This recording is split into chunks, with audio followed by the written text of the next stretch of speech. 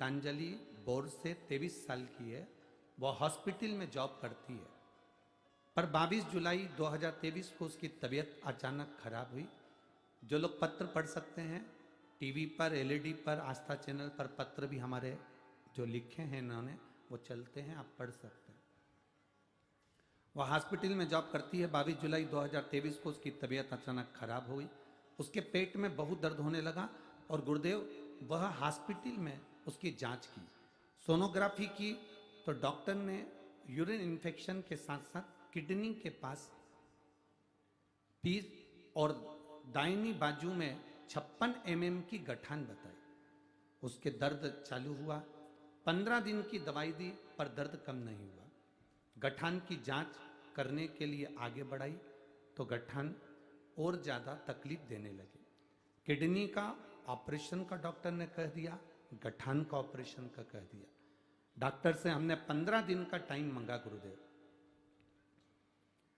हमारे पड़ोसी ने कहा था कि एक बार अगर कहीं मौका मिल जाए, 2 मिनट की भी कथा अगर टीवी पर मिल जाए या कहीं ऐसा मौका मिल जाए और लाइव कथा कहीं आ रही हो तो वहां जाकर आप सुने। हमने केवल टीवी के सामने आसन बिछाकर 2 मिनट की कथा सुन पाए क्योंकि चिंता बहुत थी गुरुदेव। आपने उस समय पर रुद्राक्ष का वर्णन किया तो 12 अगस्त 2023 को हम सीहोर गए। सीहोर जाकर हमने रुद्राक्ष मांगा और बाबा से प्रार्थना कर कर हम निवेदन कर कर आ गए, बाबा जहां कथा होगी वहां 7 दिन की 5 दिन की पूरी कथा सुनेंगे। बस मेरी बेटी के जो ऑपरेशन बोला गया है गठान का और किडनी का, किडनी उसकी अच्छी हो जाए और गठान उसकी गल जाए, ऐसी कृपा करना। गुरुदेव डॉक्टर तो बता रहे थे बड़ी बीमारी है, जांचें बहुत सारी हुई और बाबा की कृपा का हम क्या वर्णन करें। हम सीहोर से आकर रुद्राक्ष को पानी में गलाते, शिव जी को चढ़ाते, बेटी को पीने के लिए देते। बाबा की कृपा से दूसरी बार बेटी की जांच कराने के लिए गए, डॉक्टर ने कहा इसकी गठान गल चुकी है और बेटी की किडनी भी काम करना प्रारंभ कर दी है। इसलिए हम बाबा के चरणों में इस शिव महापुराण की कथा को श्रवण करने के लिए आए। शिव तत्व है। बैठिए बाबू, एक बार दोनों हाथ हिला दो, हर हर महादेव। बैठिए। 2 क्षण की भी कथा यदि जिंदगी में मिल रही है तो उसका फल क्या। एक पत्र हो रहा है, देखिए थानेदार का फोटो भी लगा हुआ है, ठीक है।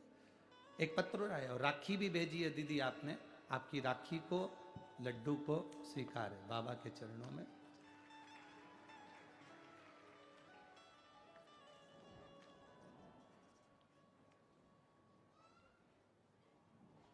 पूजा पति सुनील, अंधारे महाराष्ट्र, जिला धाराशिव भंडारवाड़ी गांव की निवासी है। गुरुदेव मैं अपना कहीं बैठी हूं तो हाथ हिला सकती हैं, आप ही हैं, दोनों हाथ हिला दो एक बार। बहुत बहुत साधुवाद। पहले तो बधाई आपको थानेदार बनने की, आपके पति देवता को बहुत बहुत साधुवाद। गुरुदेव परभणी कथा रही आपकी, सांसद महोदय कथा कराए। हमारे पति से हमने कहा हमको कथा में लेकर चलो। उन्होंने कहा कथा बहुत होती रहती है, ऐसी कोई कथा में जाने से क्या फायदा। नहीं, हमने सुना है जो पंडाल में बैठकर 2 क्षण की भी कथा सुनता जो मांगता है वो मिलेगा। पति हंसने लगे, कहने लगे ऐसा नहीं होता, आप हमें लेकर तो चलो। वो नहीं माने, हमारी कथा वहां की छूटी।